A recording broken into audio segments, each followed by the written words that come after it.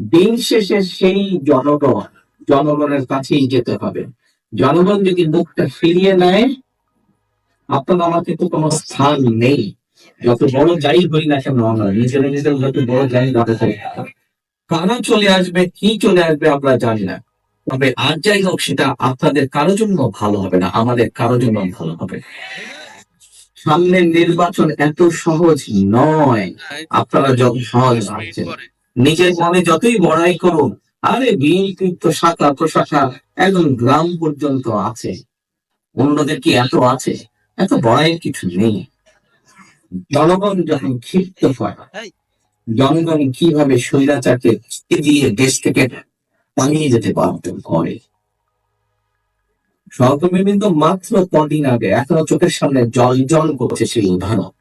এখনো সময় আছে।